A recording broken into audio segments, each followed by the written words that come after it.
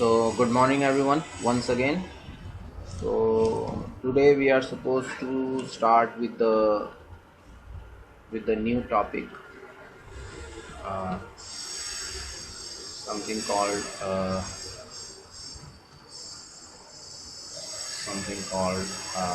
externalities. This is from your second unit. Unit second आज हम start करने जा रहे हैं. यूनिट 2 स्टार्ट करने जा रहे हैं. और यूनिट 2 में जो हम आज टॉपिक डिस्कस करने वाले हैं वो करने वाले हैं एक तरीके से एक्सटर्नैलिटीज़ का एसिमेट्रिक इन्फॉर्मेशन का, ठीक है, या ट्रांजैक्शन कॉस्ट कह लीजिए, ठीक है. Let us try understand that कि जो डिस्कस करने जा रहे हैं वो है एक तरीके से क्या कह लीजिए एक्सटर्नैलिटीज़ इन फाइनेंशियल मार्केट.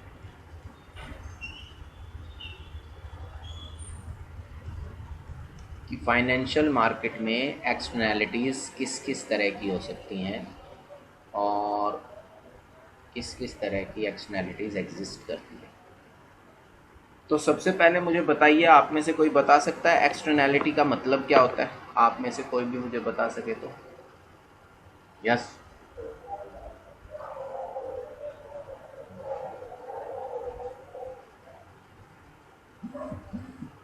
अच्छा, ठीक है. यानी कि आप कह रहे हो एक तरीके से कोई ऐसा बेनिफिट जिसके लिए हमें पे नहीं करना, और या कोई ऐसा नुकसान जिसकी कॉस्ट हमें बियर नहीं करनी या बियर करनी पड़ती है. What do you want to से?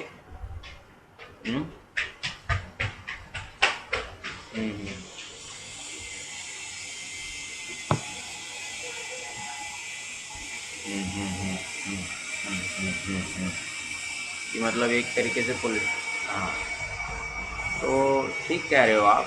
बाकी मैं थोड़ा इसी को एक्सटेंड कर देता हूँ, इसी बात को, और एलेबोरेट कर देता हूँ. एक्सटर्नैलिटीज़ का मतलब है एक्सटर्नल इफेक्ट्स. अब एक्सटर्नल इफेक्ट का मतलब क्या होगा? That means you are not doing anything. Externally, some action has been taken by someone else, and his or her action is affecting you either in a positive way or in a negative way. That is what the externality means. Externality का मतलब होता है कि एक तरीके से external effect है इसका मतलब. अब एक्सटर्नल इफेक्ट का मतलब क्या हुआ? कि एक्सटर्नल इफेक्ट का मतलब हो गया कि एक तरीके से कि हम क्या कर रहे हैं कि हम इसमें बता रहे हैं कि जो हम एक्शन नहीं कर रहे हैं कोई भी, हम उस एक्शन में, हम उस एक्टिविटी में कोई हमारा एक्टिव पार्टिसिपेशन नहीं है. बट होता क्या है कि हमारे एक्टिव पार्टिसिपेशन ना होने से भी सामने वाला अगर कोई किसी चीज़ को, किसी एक्टिविटी को परफॉर्म कर रहा है, तो उसके उस एक्टिविटी को परफॉर्म करने से होता क्या है कि उसके उस एक्टिविटी को परफॉर्म करने से होता क्या है कि हमारे ऊपर कोई ना कोई पॉजिटिव या नेगेटिव इफेक्ट आता है. इसके बहुत सारे एग्जांपल्स हम देख सकते हैं अपनी रियल लाइफ में भी. हम उन एग्जांपल्स को ऑब्ज़र्व भी करते हैं, ये आप लोग भी ऑब्ज़र्व करते होंगे. जैसे आपने एक शब्द सुना होगा, पैसिव स्मोकर्स. सुना है? हेलो, ठीक है. और आपने कई बार ये भी देखा होगा कि स्मोकिंग, ऐसे बोर्ड लगे होते हैं, smoking eight public places is restricted, isn't it? Have you seen such boards on metro stations और सम पार्क्स और some other some railway stations or some other public places? have you seen? तो वो किस लिए होते हैं? वो उसी लिए होते हैं कि किसी को भी पैसिव स्मोकिंग का नुकसान ना हो. अब पैसिव स्मोकर्स क्या होते हैं कि मैं एक्चुअल में खुद स्मोकिंग नहीं कर रहा हूँ, पर अगर मेरे साथ में कोई स्मोकिंग कर रहा है, मेरे साथ में स्मोकिंग करने का मतलब है जहाँ पर मैं खड़ा हूँ या जहाँ पर मैं बैठा हूँ या जहाँ पर मैं काम कर रहा हूँ, वहाँ पर अगर कोई और स्मोकिंग कर रहा है तो उसके स्मोक से, जो उसकी जो स्मोकिंग से, जो वो सिगरेट पी रहा है या कुछ भी पी रहा है, तो उससे जो वो धुआं निकलता है वो मुझे भी इनवर्सली अफेक्ट कर रहा है. Are you getting my point? तो वो मुझे भी इनवर्सली, अगर एडवर्सली अफेक्ट कर रहा है, और अगर वो मुझे भी एडवर्सली अफेक्ट कर रहा है तो मैं एक्टिवली मैं स्मोकिंग नहीं कर रहा, पर passively I am been smoking the same thing, क्योंकि वो धुआं तो सांस के साथ मेरे फेफड़ों में भी, मेरे लंग्स में भी जा रहा है, मेरी बॉडी के अंदर भी जा रहा है, तो उसको बोलते हैं पैसिव स्मोकिंग।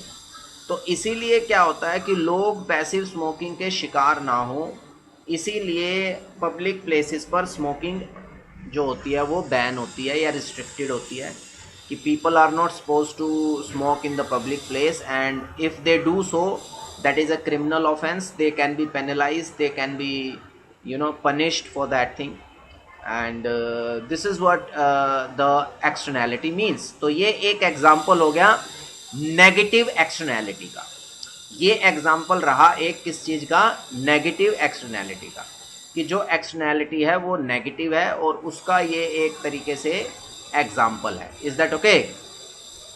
हेलो, ठीक है। ऐसे ही और बहुत सारे हम एग्जाम्पल्स देख सकते हैं कि रात को आपको मालूम होगा जितने भी बैंक्वेट हॉल्स हैं या जितनी भी शादियां या इस तरह के कोई भी फंक्शंस होते हैं, तो उनमें ये कानूनी नियम है कि रात को 10 बजे के बाद वहाँ पर ज़्यादा लाउड म्यूज़िक नहीं चल सकता है, यस और नो?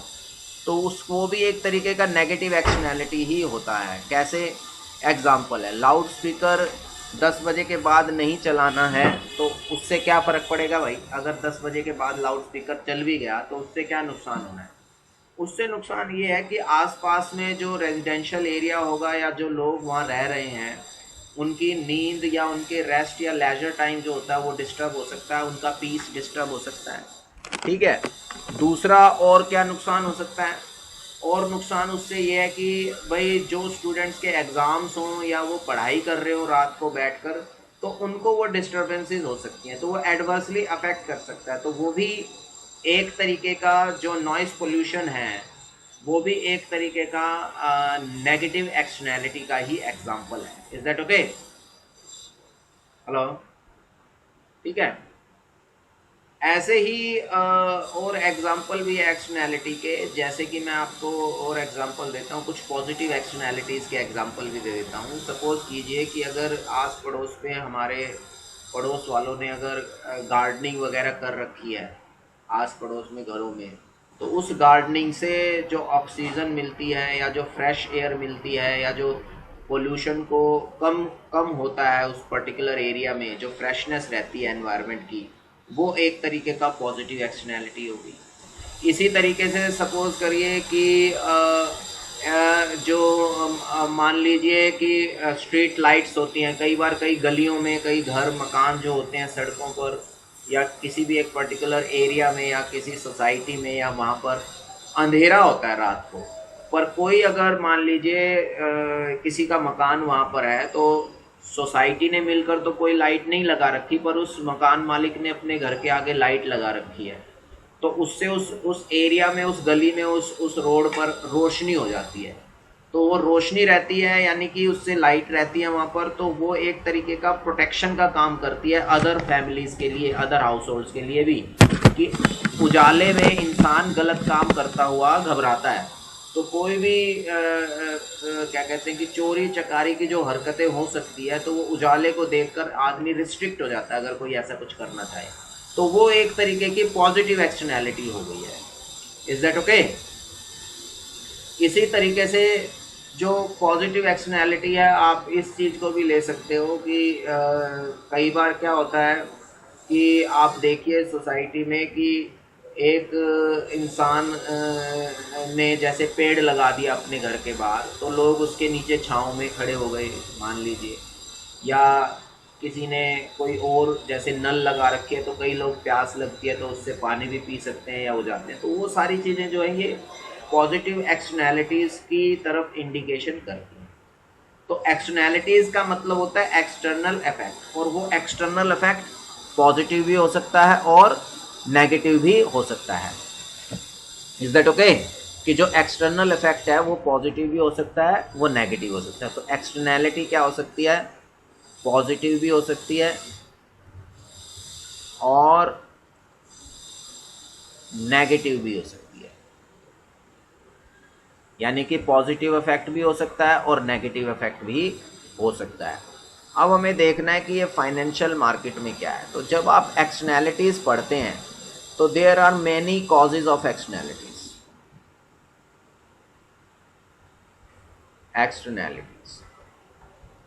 एक्सटर्नैलिटीज़ के बहुत सारे कॉजेज होते हैं कि कौन कौन से कारण हैं जिनसे एक्सटर्नैलिटीज़ एमर्ज हो सकती है।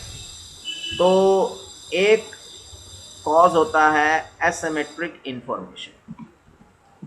एक कॉज होता है एसिमेट्रिक इंफॉर्मेशन, या मान लीजिए एक तरीके से असिमेट्रिक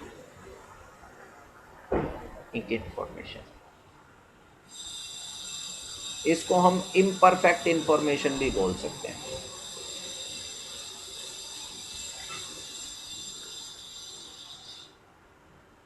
इसको हम इम्परफेक्ट इंफॉर्मेशन भी बोल सकते हैं।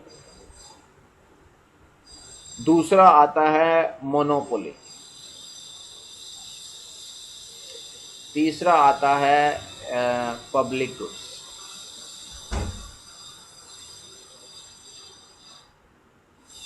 नेक्स्ट आप ले सकते हो गवर्नमेंट इंटरवेंशन।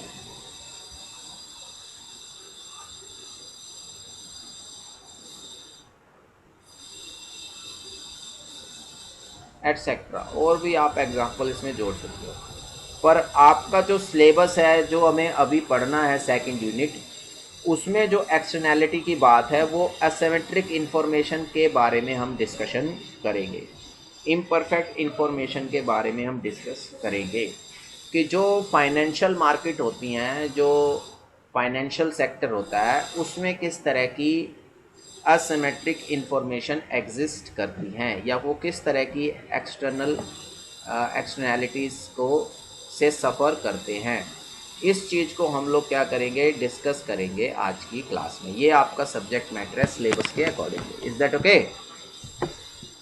हेलो, अरे भी समझ में आ रहा है? ठीक है। अब सबसे पहले आता है कि असिमेट्रिक इंफॉर्मेशन का मतलब क्या है। पहले हम ये ध्यान से समझ लेते हैं। हमें ये पॉइंट पढ़ना है अब कि हमें ये तो मालूम चल गया कि असिमेट्रिक इंफॉर्मेशन से एक्सटर्नैलिटीज़ होती हैं, पर वो किस किस तरह की एक्सटर्नैलिटीज़ होती हैं, किस किस रूप में होती हैं, ये अब हमें देखना है। तो मैं यहाँ लिख रहा हूँ इम्परफेक्ट इंफॉर्मेशन। देखो, जो इन्फॉर्मेशन होती है, आप ध्यान से देखिए, मैंने अभी एसिमेट्रिक नहीं लिखा है, मैंने सीधा इन्फॉर्मेशन लिखा है। जो इन्फॉर्मेशन होती है that plays an important role in making the decisions. कि अगर ध्यान से देखो, आप और हम जो लाइफ में जी रहे हैं, जो हमारा सर्वाइवल का तरीका है, उसमें हमारा डिसीजन ऑप्टिमल है या नहीं है। यानी कि ऑप्टिमल होने का मतलब क्या है कि हमारा जो डिसीजन है वो एफिशिएंट डिसीजन है या नहीं है, या जो हमने जो हम काम या कोई भी एक्शन करने जा रहे हैं, वो काम और एक्शन में हम कितने कामयाब होंगे, किस किस तरह के रिस्ट्रिक्शंस आएंगी, किस तरह की रिस्ट्रिक्शंस नहीं आएंगी।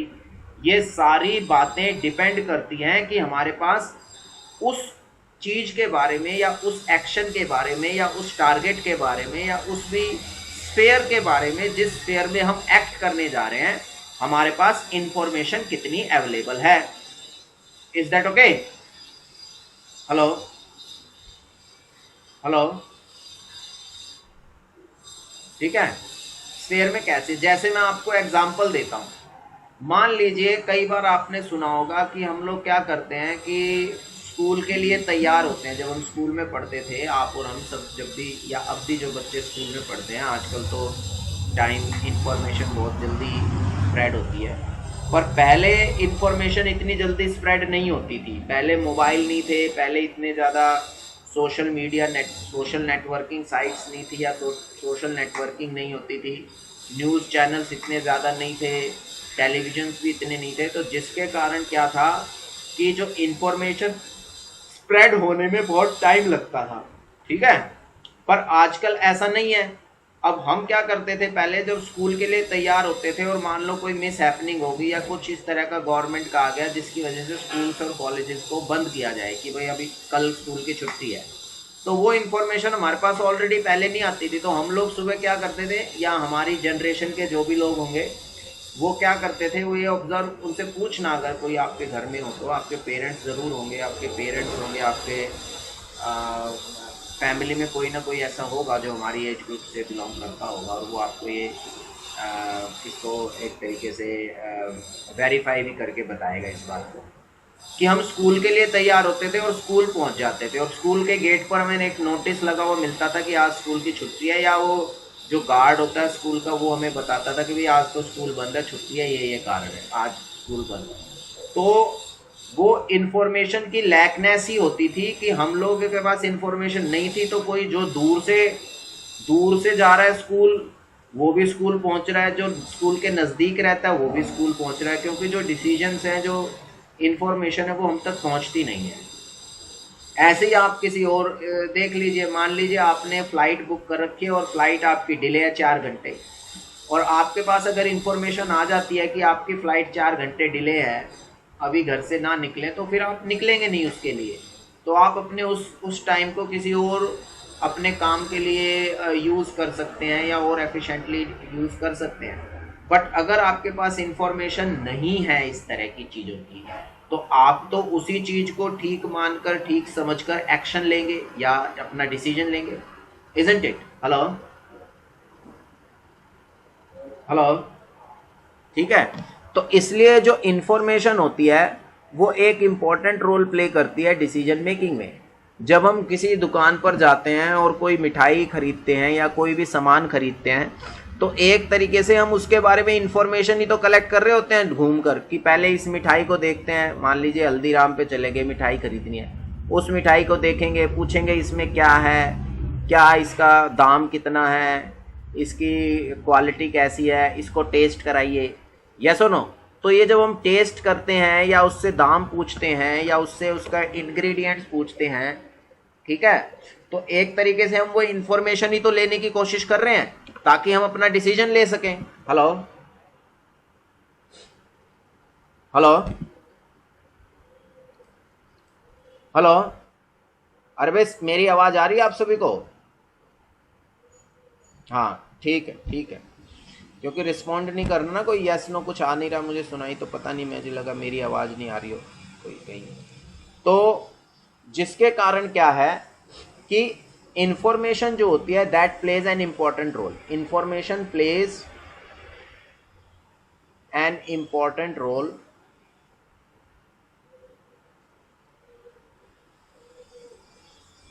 इन डिसीजन मेकिंग, कि इंफॉर्मेशन जो होती है वो एक इम्पॉर्टेंट रोल प्ले करती है डिसीजन मेकिंग में, कि हम डिसीजन लेना चाह रहे हैं और हम जो डिसीजन लेना चाह रहे हैं उस डिसीजन के लिए इंफॉर्मेशन हमें चाहिए। चाहे हम कोई भी डिसीजन लेना चाह रहे हैं, चाहे हम पानी पीने के लिए उठ रहे हैं घर में फ्रिज में से, अब मान लो पानी पीने के लिए उठे घर में कि फ्रिज में से बॉटल निकालूंगा मैं पी लूँगा, पता लगा फ्रिज में कोई बॉटल ही नहीं रखी, या कोई फ्रिज में बॉटल में पानी है नहीं या ख़त्म हो गया, तो वो भी एक लैकनेस ऑफ इन्फॉर्मेशन है कि हम फ्रिज जा रहे हैं। अगर हमें पहले से ही पता होगा तो फिर हम फ्रिज की तरफ नहीं जाएंगे, फिर हम ये चेक करेंगे कि बॉटल को या तो फिल करके रखेंगे या जो आरओ वगैरह होगा वहाँ से देखेंगे पानी आ रहा है या कुछ भी है। तो ये मैंने एक बड़े छोटे छोटे से एग्जांपल्स लिए हैं डेली लाइफ से, जो कि हमारी सराउंडिंग्स हैं, जिससे हमें पता चले कि भाई इंफॉर्मेशन क्या रोल प्ले करती है हमारे डिसीजन मेकिंग में। तो अगर इंफॉर्मेशन की क्वालिटी ठीक नहीं है, यानी कि एक तरीके से अगर इंफॉर्मेशन इम्परफेक्ट है,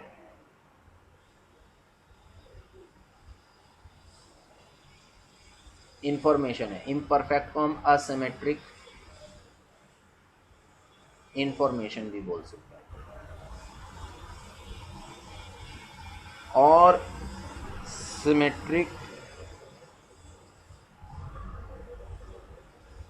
इंफॉर्मेशन भी बोल सकते हैं। अब सवाल है सिमेट्रिक इंफॉर्मेशन और असिमेट्रिक इंफॉर्मेशन का मतलब क्या हुआ, कि इंफॉर्मेशन सिमेट्रिक होगी इसका मतलब क्या हुआ, इंफॉर्मेशन सिमेट्रिक है इसका मतलब क्या हुआ, इंफॉर्मेशन असिमेट्रिक है या इम्परफेक्ट है इसका मतलब क्या हुआ। तो अब देखो, चाहे कोई भी ऑर्गेनाइजेशन हो, क्योंकि हमें ये फाइनेंशियल मार्केट में पढ़ना है या आप मान लीजिए अदरवाइज किसी मार्केट में हमें पढ़ना होता है, या हम पढ़ते हैं। तो कोई भी जब भी हम मार्केट की बात करते हैं बच्चे, तो मार्केट में क्या होता है, दो एंटिटीज इन्वॉल्व होती हैं, दो एंटिटीज इन्वॉल्व होती हैं। एक होता है बायर और दूसरी एंटिटी होती है सेलर। और इन दोनों में एक चीज कॉमन होती है, प्रोडक्ट। सेलर है ये प्रोडक्ट को सेल करेगा, बायर जो है प्रोडक्ट को परचेज करता है। तो अब ध्यान से समझिए जरा, अब इसको ध्यान से समझिए जरा इस चीज को, कि जब बायर और सेलर एग्जिस्ट करते हैं मार्केट में, चाहे प्रोडक्ट जो मर्जी हो, प्रोडक्ट कुछ भी हो सकता है, प्रोडक्ट चाहे जो मर्जी हो, चाहे फाइनेंशियल प्रोडक्ट है या जो अदरवाइज जो नॉर्मल प्रोडक्ट्स हैं, गुड्स और सर्विसेज है, चाहे वो हैं, जो मर्जी हो, उसमें दो तरह से इंफॉर्मेशन होती है कि बायर हैज टू पे, बायर को क्या करना होता है, पेमेंट करनी है। सेलर को क्या करना है, प्रोडक्ट सप्लाई करना है। तो इसका मतलब प्रोडक्ट सप्लाई करने का मतलब कि प्रोडक्ट की क्वालिटी, प्रोडक्ट की क्वालिटी,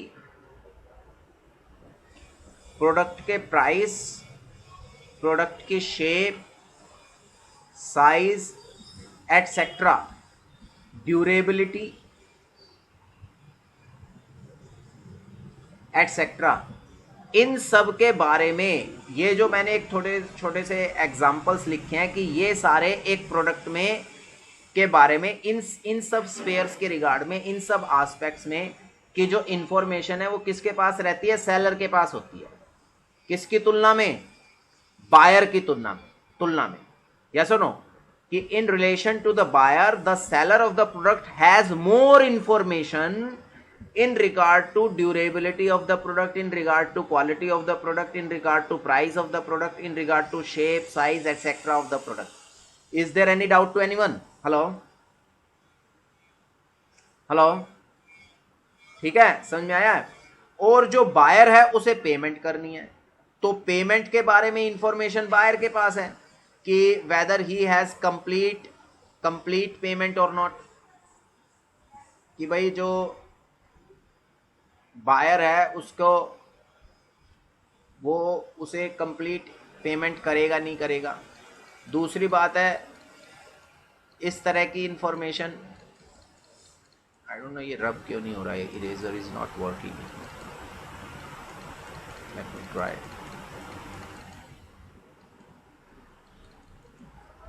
हेलो, तो क्या बता रहा था मैं कि पेमेंट के रिगार्ड में जो सफिशेंसी है,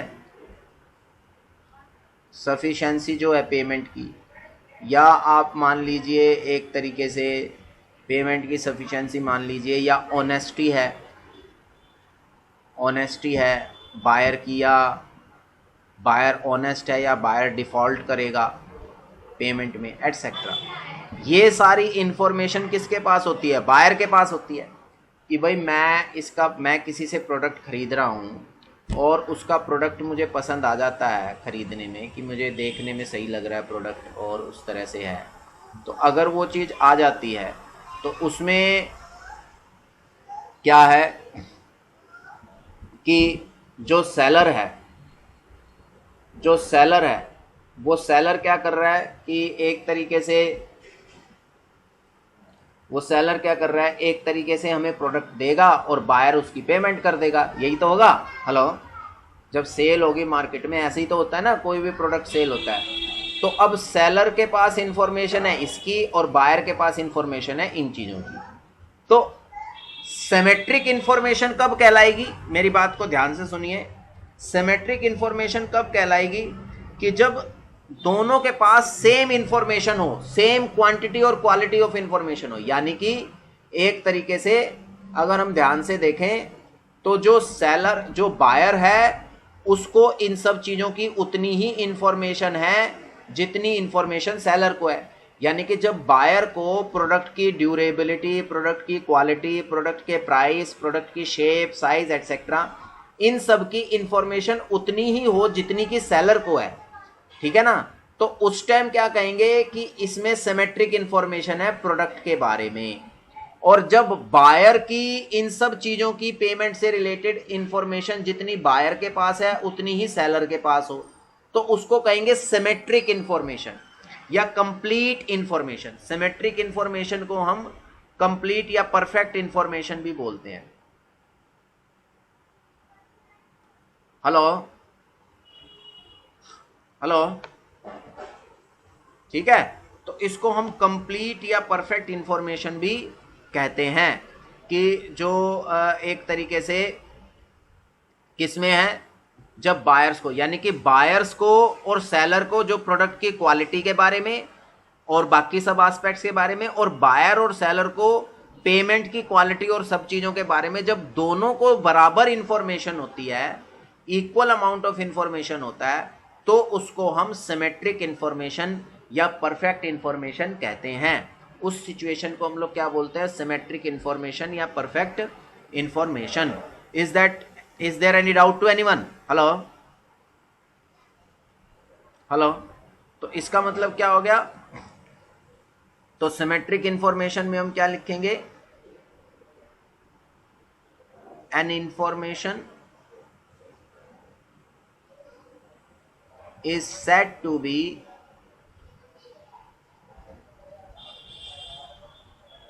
symmetric or perfect या complete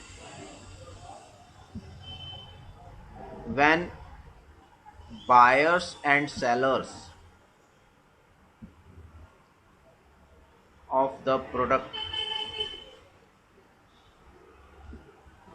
have same or equal amount of information regarding product and what do you call it, payments, या इन नटशेल हम कह सकते हैं सेल्स प्रोसीड्स, सेल्स प्रोसीजर,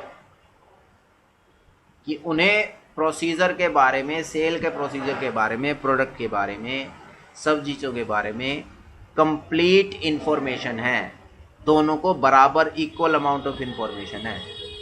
कई बार आपने सुना होगा आम बोल चाल में लोग कहते हैं भाई जितना तुझे पता उतना ही मुझे पता है, या सुनो कहते हैं ना, ये सुना है आप लोगों ने?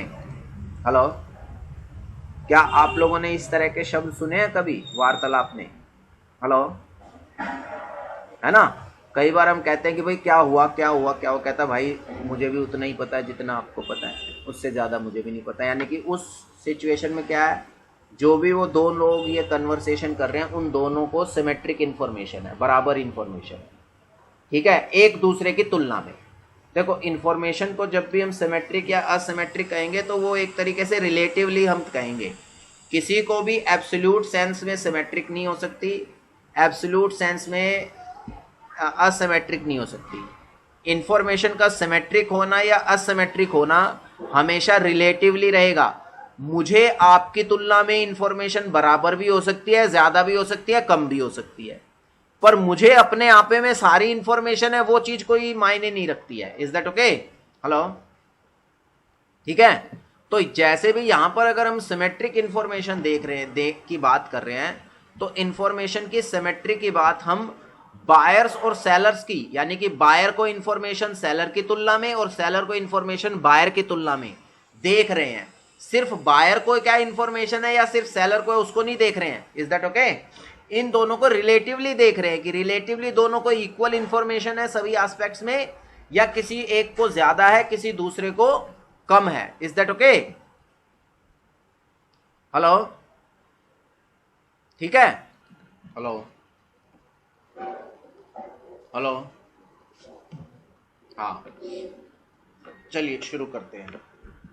तो ये हो गई सिमेट्रिक इंफॉर्मेशन, ये तो हमने बता दिया सिमेट्रिक इंफॉर्मेशन क्या होती है। अब असिमेट्रिक को लिख लेते हैं। एन इंफॉर्मेशन, सेम इसी तरह से लिखेंगे, an information is said to be asymmetric or imperfect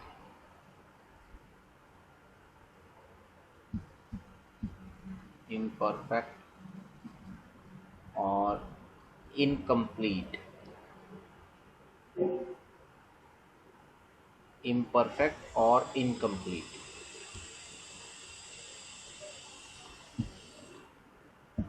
or incomplete when buyers and sellers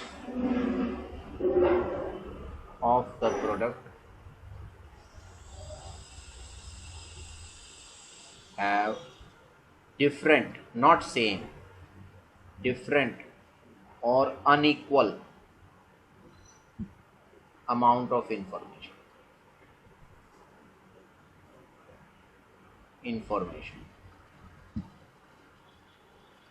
regarding product and payments.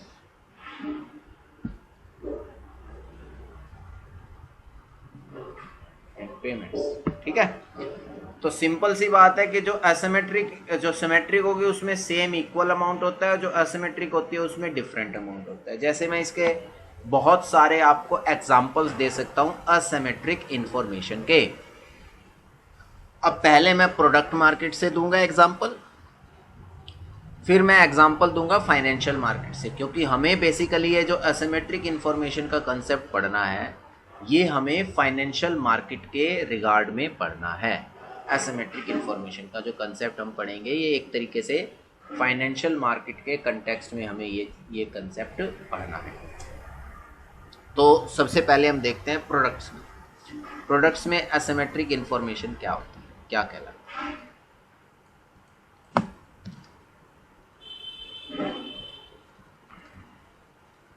क्या लिखते हैं, असिमेट्रिक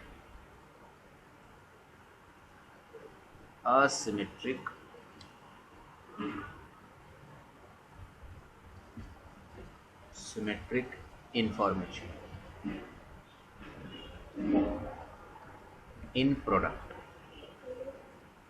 अब प्रोडक्ट्स का मतलब क्या है, अब प्रोडक्ट्स जो है वो कई तरह के हो सकते हैं। एक तो हो सकते हैं यूजुअल या physical product,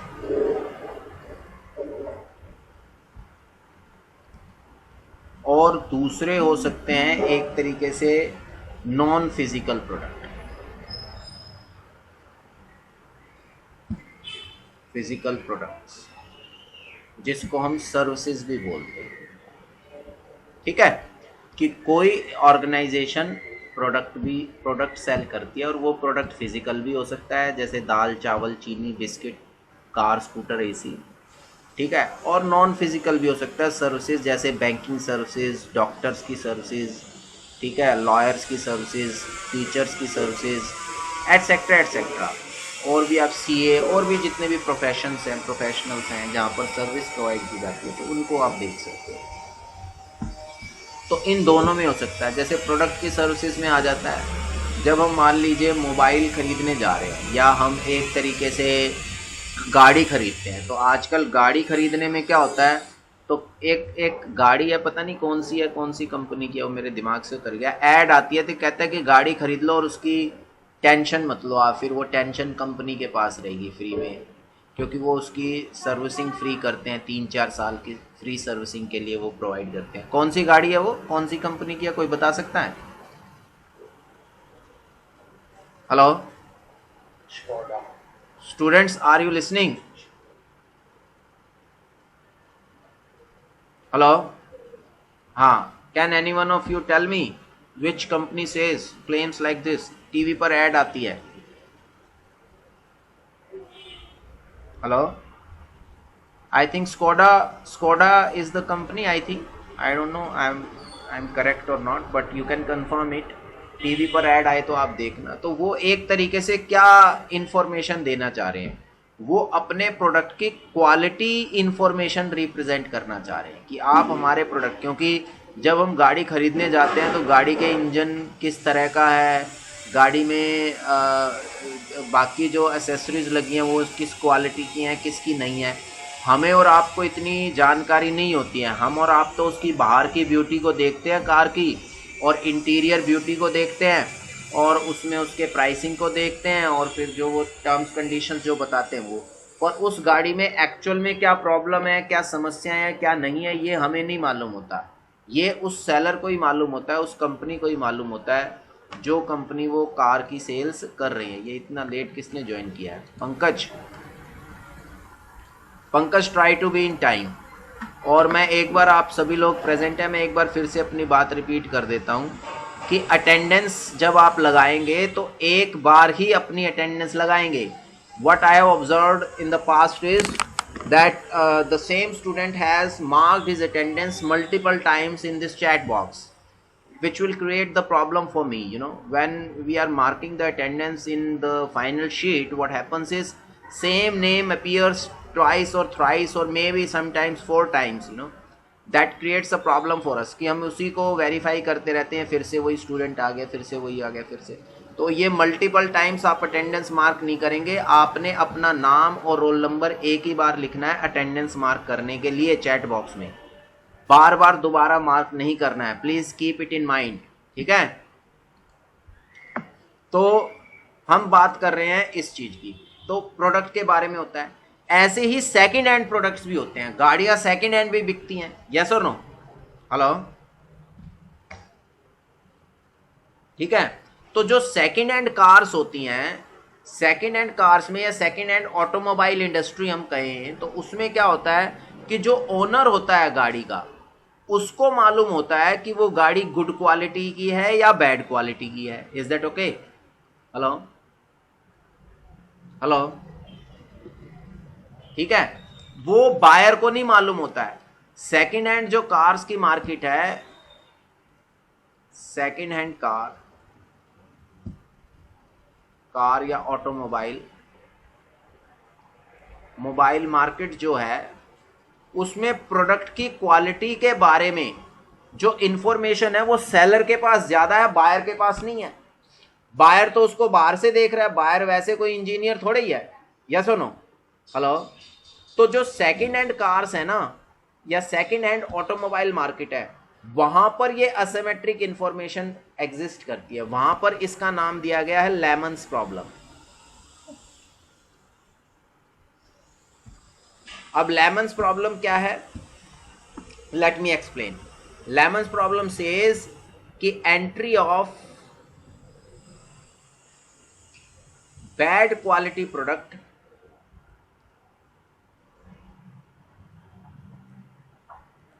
entry of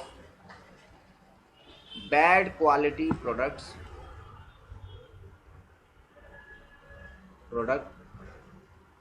pushes good quality product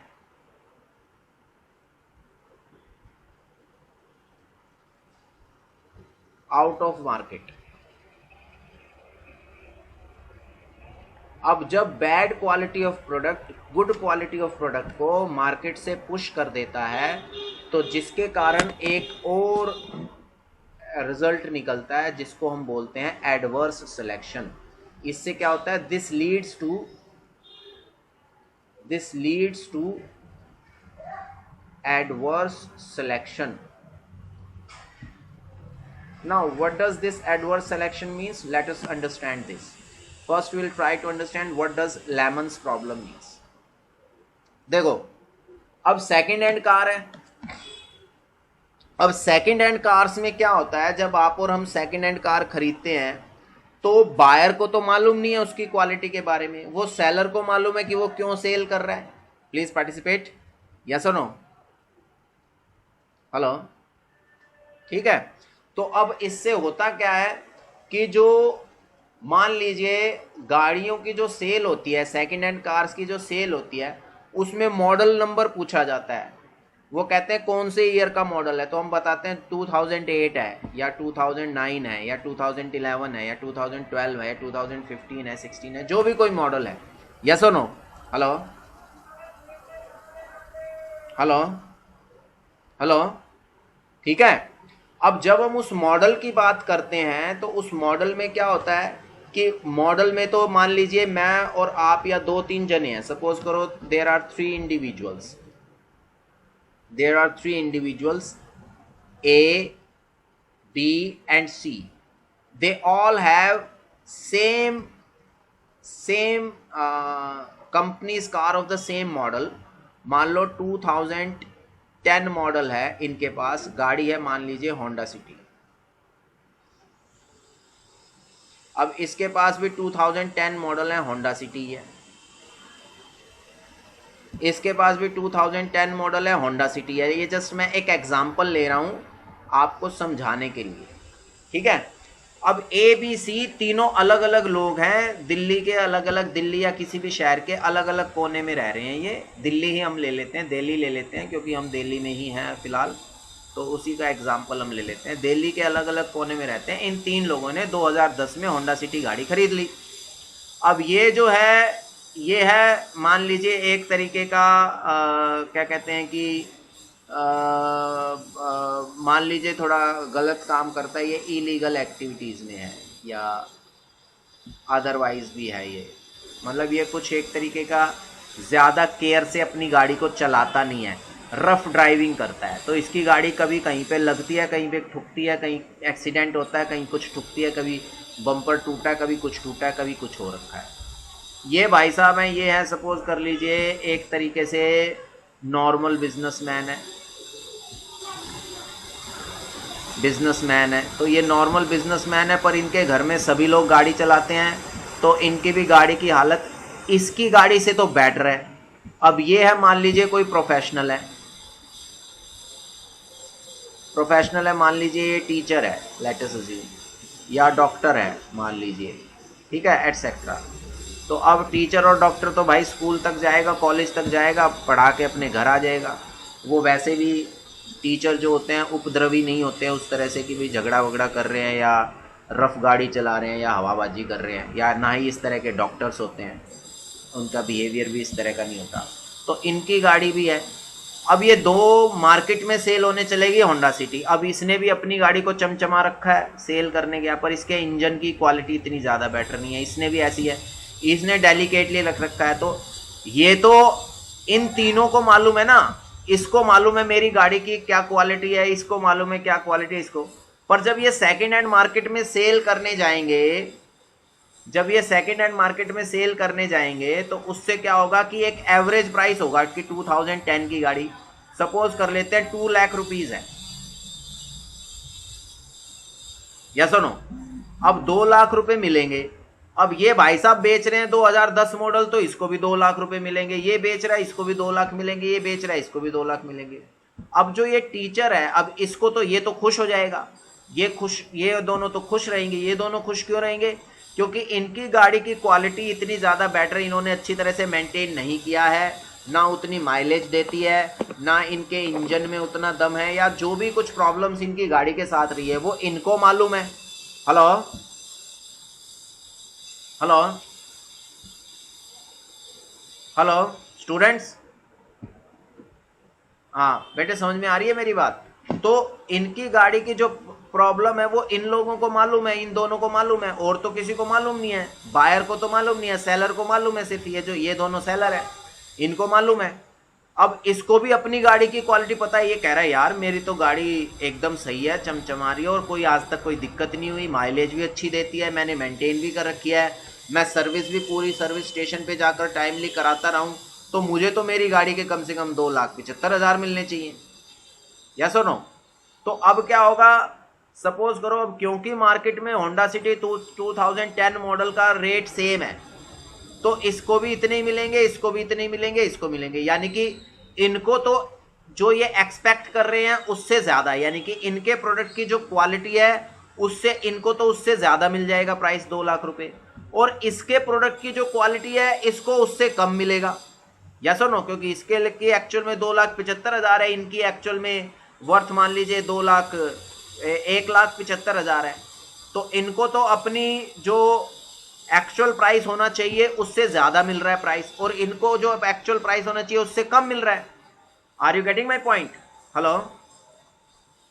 तो जिसके कारण क्या होता है कि जो गुड क्वालिटी ऑफ प्रोडक्ट है सेकेंड हैंड मार्केट में से वो बाहर आता चला जाएगा, क्योंकि जो कोई खरीदेगा, अब मान लीजिए देखो, जो कोई इस मार्केट में खरीदने आएगा 67% चांस है एक तरीके से कि वो इन दोनों में से किसी की गाड़ी खरीदेगा, और रिमेनिंग जो मान लीजिए 33% हो गए, रिमेनिंग जो 33% चांस है कि वो इसको खरीदेगा। तो धीरे धीरे क्या होगा कि लोगों का इंप्रेशन जो बनेगा सेकेंड हैंड गाड़ियों के लिए वो यही बनेगा कि भैया सेकेंड हैंड गाड़ियां जो हैं उनके उनके जो फीडबैक है वो इतना ज़्यादा अच्छा नहीं है। सेकेंड हैंड गाड़ी लेकर तो इंसान पछताता ही है, क्योंकि इनकी जो गाड़ियां खरीदेगा, इन दोनों जेंटलमैन की जो गाड़ियां खरीदेगा, उसने दुखी होना ही होना है। ठीक है ना? क्यों? क्योंकि इनकी गाड़ी की क्वालिटी अच्छी नहीं है। वो खरीद तो लेगा पर खरीदने के बाद वो परेशान ही रहेगा इनसे। ठीक है? बट जो इनकी इसकी गाड़ी खरीदेगा वो सुखी रहेगा।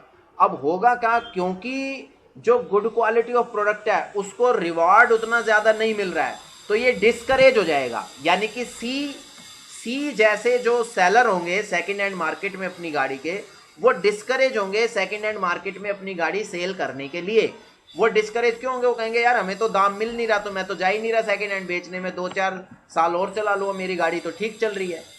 Are you getting my point? Hello hello.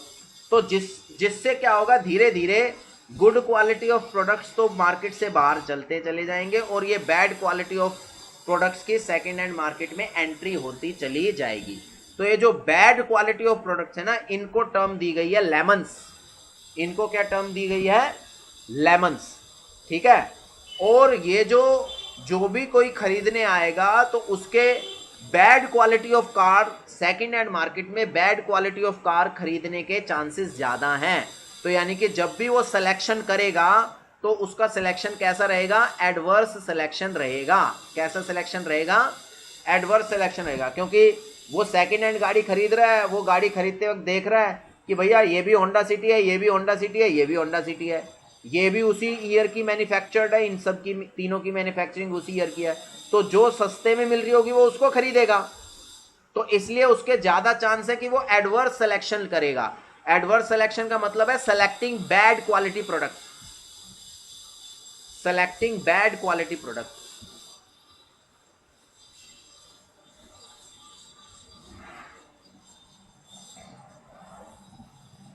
Selecting bad quality product, कि आप बैड क्वालिटी ऑफ प्रोडक्ट को सेलेक्ट करोगे। ये एग्जांपल है किसका? एडवर्स सिलेक्शन का। इसीलिए क्या होता है, अब देखो, अब सेकेंड हैंड मार्केट में कार्स की क्वालिटी, अब सवाल है इस एडवर्स सिलेक्शन को या एक तरीके से लेमन्स प्रॉब्लम को टैकल कैसे किया जाए। तो देखिए मैं एग्जांपल देता हूं आपको कि आजकल कार्स 24 करके एक चल रहा है और एक कार देखो .com करके चल रहा है। तो वो सब एक तरीके से क्या बताना चाह रहे हैं, वो क्वालिटी ऑफ कार को रिप्रेजेंट कर रहे हैं। वो कह रहे हैं कि अगर आप सेकेंड हैंड गाड़ी भी खरीदते हो तो आपको कोई समस्या नहीं होगी, हम उसको पूरा टेस्ट और वेरीफाइड करके दे रहे हैं, उसमें वो कुछ वारंटी भी देते हैं, 1-2 साल की सर्विस की। तो इस तरह से वो एक तरीके से क्लेम कर रहे हैं। किस चीज का क्लेम कर रहे हैं? कि the product, even if it is a second hand product, but if we are selling it to you, it is a good quality of product. They are trying to pose a positive gesture to this thing, by quoting that they have been giving you the warranty for 2 or 3 years, or they have been making other assurance that you can replace this thing, you can take your payment back within a month or 2 months if you find something wrong with your product. No, this kind of claims that has been offered by these firms, or you can say the intermediaries, are the projection of the quality of the product. Hence they are trying to overcome the problem of adverse selection and lemons problem. Is that okay? Hello? ठीक है? कई बार आपने देखा होगा कि जब पहले second hand cars, आप लोगों ने पता नहीं इस तरह से कभी डील किया है या देखा है, नहीं देखा है, बट हमारी उम्र इतनी हो गई है कि हम उस तरह की चीज़ों से गुजर चुके हैं, तो इसलिए मैं उस अनुभव से आपको एग्जांपल दे रहा हूं कि ऐसा भी होता था पहले। अब तो ये कार्स 24 वगैरह तो अभी ये 2-4-5 साल से आए हैं। उससे पहले क्या होता था, जब सेकेंड हैंड गाड़ी बिकती थी तो जो अगर ये होता था कि सिंगल हैंड ड्राइव है, सिंगल हैंड ड्राइव कैसे है, कहता भाई टीचर की गाड़ी है ये, तो टीचर की गाड़ी सुन के, डॉक्टर की गाड़ी सुन के जो सेकेंड हैंड गाड़ी को इंसान ज्यादा खरीदता था या उसके लिए थोड़ा बहुत एक्स्ट्रा पैसे भी देने को तैयार होता था, क्योंकि वो गाड़ी टीचर की है या डॉक्टर की है या किसी प्रोफेशनल की है, वो एक तरीके का इंडिकेशन होता था इस बात का कि भाई जो प्रोडक्ट है उसको डेलिकेटेडली यूज किया गया है और उसको एक तरीके से ज्यादा केयर के साथ यूज किया गया है, वो ज्यादा रफ ड्राइविंग उसके साथ नहीं की गई है, तो बेईमानी के चांसेस वहां कम माने जाते थे। Is that okay? हेलो, अरे भाई समझ में आया? तो ये मतलब है ये मतलब है किसका? एडवर्स सिलेक्शन का, या आप कह लीजिए एक तरीके से क्या कहते हैं कि लेमन्स प्रॉब्लम का। ये था प्रोडक्ट मार्केट में, ये हमने किस में देखा? प्रोडक्ट मार्केट में। ऐसे ही मैं अदर और भी एग्जांपल्स आपको दे सकता हूं, लेबर मार्केट का भी एग्जांपल दे सकता हूं इस चीज से रिलेटेड में, कि लेबर मार्केट में क्या होता है। जैसे मैं एग्जांपल देता हूं आपको, अब हम लेबर मार्केट से इसका एग्जांपल लेते हैं, फिर हम फाइनेंशियल मार्केट में चलेंगे ताकि हम कंसेप्ट हमारा समझ में आ जाए कि हम कहना क्या चाह रहे हैं। अब बारी आती है लेबर मार्केट की, अब ध्यान से देखिए।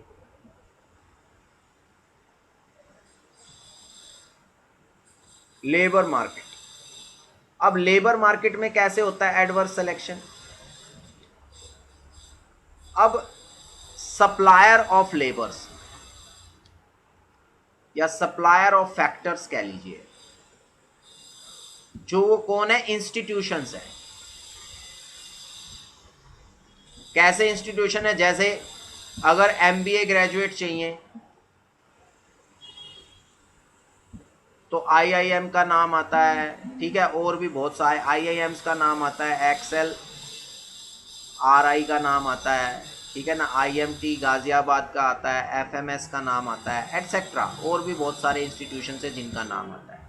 जब इंजीनियरिंग की बारी आती है, इंजीनियर्स की बारी आती है,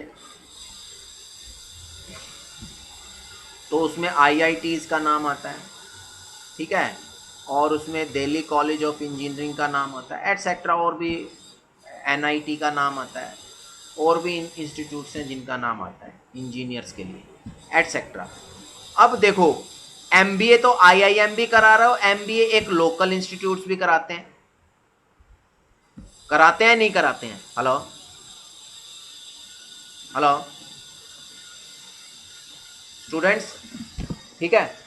अब मान लीजिए एक बच्चे ने आईआईएम से किया हुआ है एमबीए, उसने भी वही सिलेबस पढ़ा, वही किताबें पढ़ी, वही सब कुछ की, बस उसका आईआईएम से एमबीए उसने किया हुआ है, उसको वो डिग्री मिलेंगी। एक तरीके से एक कोई स्टूडेंट है जिसने किसी लोकल इंस्टीट्यूट से की, जो कि ज़्यादा वेल नोन नेम नहीं है या रिसेंटली ओपन इंस्टीट्यूट है, पर उस इंस्टीट्यूट ने भी ईमानदारी से वही किताबें पढ़ाई, वही सिलेबस पढ़ाया, उसी तरह की ट्रेनिंग दी अपने स्टूडेंट्स को।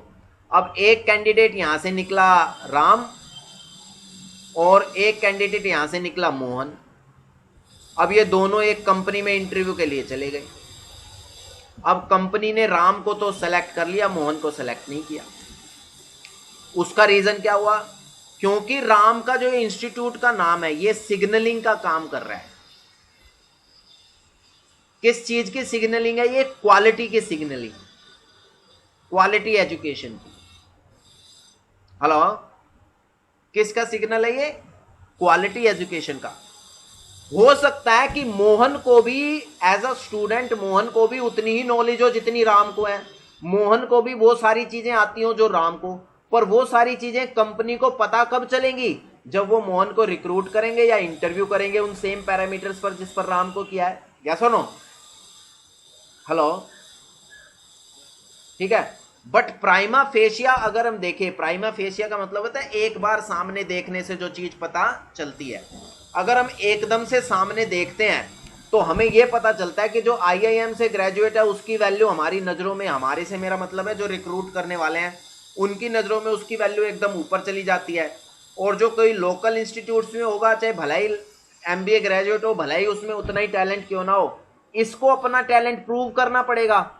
इसका टैलेंट एक तरीके से सिग्नलिंग के थ्रू आ रहा है। Is that okay? हेलो, ठीक है ना। तो ये जो इंस्टीट्यूट का नाम, अब सपोज करो किसी भी इंस्टीट्यूट का नाम नहीं है तो वो सिग्नलिंग नहीं जाएगी ना कंपनी जो रिक्रूट करने वाली कंपनियां है। इसलिए क्या होता है कि जो बेटर क्वालिटी इंस्टीट्यूट्स होते हैं वहां से क्या होने लगता है, उनकी वैल्यू बढ़ने लग जाती है। कैसे कि जो लो क्वालिटी ऑफ इंस्टीट्यूट्स होंगे, लो क्वालिटी से मतलब जिनका ग्रेड लो है, जो नए नए बने हैं, जो अभी रिक्रूटमेंट प्लेसमेंट उतनी नहीं कर पा रहे हैं, तो उनकी जो वैल्यूएशन है मार्केट में वो कम होता चला जाता है। और सपोज करो अब धीरे धीरे होगा क्या, अगर मोहन जैसे स्टूडेंट्स निकलते गए लोकल इंस्टीट्यूट से भी, और मान लो राम को, चाहे वो आईआईएम से पढ़ा है और राम को आता उतना ज्यादा कुछ नहीं है, मान लो किसी तरह से तुक्के से वो हो गया पास वास, रट के पट के यार दोस्तों से पेपर देख दूख के साइड से, वो मान लीजिए उसने ग्रेजुएशन कर ली आईआईएम से और वहां कंपनी में पहुंच गया, मोहन भी चला गया इस कंपनी में। अब धीरे धीरे इस कंपनी का एक्सपीरियंस क्या रहा कि मोहन तो ईमानदारी से काम कर रहा है, अपने सारे स्किल्स, क्योंकि मोहन ने तो वो सारी स्किल्स लिया, भला ही लोकल इंस्टीट्यूट से है, वो काम ढंग से कर रहा है और इश्यूज को ढंग से मैनेज कर रहा है। राम कर नहीं रहा, तो इसका मतलब क्या होगा, धीरे धीरे कंपनी को ये इंप्रेशन जाने लगेगा कि अगर राम जैसे ग्रेजुएट्स और निकलने लगे आईआईएम से, तो आईआईएम्स का नाम नीचे को जाता जाएगा और लोकल इंस्टीट्यूशंस की इंप्रेशन बढ़ता जाएगा। ऐसे ही होगा या नहीं होगा? Please participate. हेलो, ठीक है ना? तो ऐसे ही होगा। तो धीरे धीरे क्या होगा कि आईआईएम का को पैकेज कम मिलना शुरू हो जाएगा, इनको पैकेज ज्यादा मिलना शुरू हो जाएगा। तो कहने का मतलब क्या है कि जो प्रोडक्ट अपनी सिग्नलिंग करता है, यानी कि एक तरीके से सिग्नलिंग जो करता है, वो सिग्नलिंग का ये एग्जांपल है कैसे इंस्टीट्यूट्स जहाँ से बच्चों ने पढ़ाई की है, चाहे आईआईटी से किया हो, चाहे आईआईटी ग्रेजुएट हो, चाहे एनआईटी हो, चाहे डीसीएस हो, दिल्ली कॉलेज ऑफ इंजीनियरिंग है, डीसी है, एटसेट्रा इंजीनियरिंग के लिए, तो सॉरी, ये सारे क्या है, एक तरीके से इंडिकेटर्स है। आप अपने डीयू में भी देख लीजिए, डीयू में भी कुछ कॉलेजेस का नाम है, कुछ कॉलेजेस का इतना नाम नहीं है, कुछ कॉलेजेस का ठीक ठाक नाम है, ठीक है ना? तो वो एक तरीके की सिग्नलिंग होती है। तो जैसे ही यहां पर हम टीचर्स की बात करते हैं, तो ऐसे ही ये प्रोडक्ट की सिग्नलिंग हो गई। Is that okay? हेलो, ठीक है ना? तो ये मतलब है किसका, एडवर्स सिलेक्शन का, या ये मतलब है किसका, मार्केट सॉरी, ये मतलब है किसका, असिमेट्रिक इंफॉर्मेशन का। ये किसका मतलब है, असिमेट्रिक इंफॉर्मेशन का मतलब है। अब इससे रिलेटेड जितना अब तक मैंने कुछ भी बताया है, इससे रिलेटेड अगर कोई डाउट है, किसी को कोई कुछ सवाल पूछना चाहता है तो वो पूछ सकता है। Yes, I am open to answer your queries और questions in regard to this. जो हमने पढ़ा है अब तक, जो मैंने बताया है आप लोगों को, इससे रिलेटेड अगर आपको कोई समस्या है, कोई डाउट है, कोई क्वेश्चन है, पूछना चाहते हो, तो वो आप पूछ सकते हो। Yes students, hello. अरे भाई, कोई अगर आपने कोई सवाल कोई पूछना है, कोई सवाल, if you have any doubt in regard to anything, you can ask. I am ready to answer your queries or questions in regard to what we have discussed so far. Yes, yes, R. Balraj, you want to ask something? Please ask. Yes, what's your question?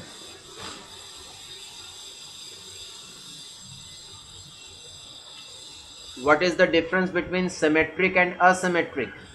We have discussed this, R. Balraj, when you have joined the class. When you have joined the class today, you see, first of all we have discussed this only. What you are starting when? See, R. Balraj, we have done this.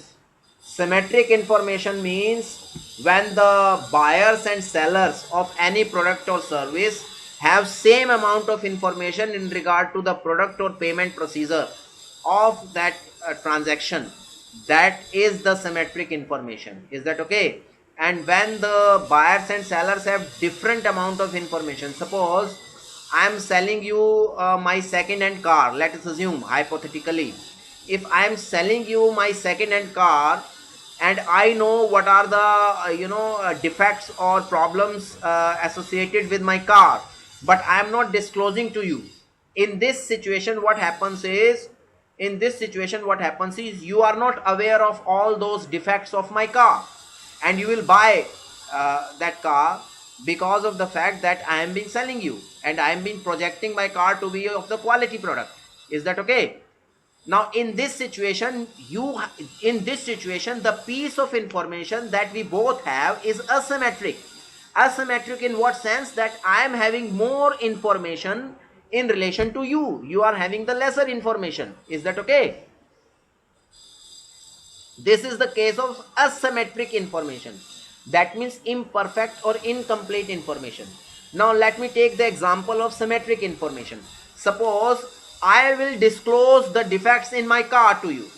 I will say, see R. Balraj, my car has had an accident last year, and I have rehauled its engine and these parts have been repaired. Then you have the same information in regard to defects of my car as I am having. In this case, the information to you and me, we both have the symmetric information. Is that okay? Because you are aware of the defects or the qualities or whatever the other spheres of my product is, which I am trying to sell you, is this is the case of symmetric information. कि जब मेरे पास और आपके पास, हम दोनों के पास product की, जिस प्रोडक्ट को हम डील करने जा रहे हैं, जिस प्रोडक्ट को हम सेल परचेज करने जा रहे हैं, उसकी क्वालिटी, प्राइस, पेमेंट वगैरह के बारे में जब मेरे पास जो इन्फॉर्मेशन है और जो आपके पास इन्फॉर्मेशन है, अगर वो बराबर होती है तो उसको हम सिमेट्रिक इंफॉर्मेशन कहते हैं. उसे हम लोग क्या कहते हैं? सिमेट्रिक इंफॉर्मेशन कहते हैं. Is that okay? कोई डाउट, कोई सवाल, किसी और का कोई सवाल? I hope I answered your query और क्वेश्चन. हाँ, किसी और का कोई सवाल है, किसी और स्टूडेंट का? Yes please. अरे भाई, किसी और स्टूडेंट ने कोई सवाल पूछना है?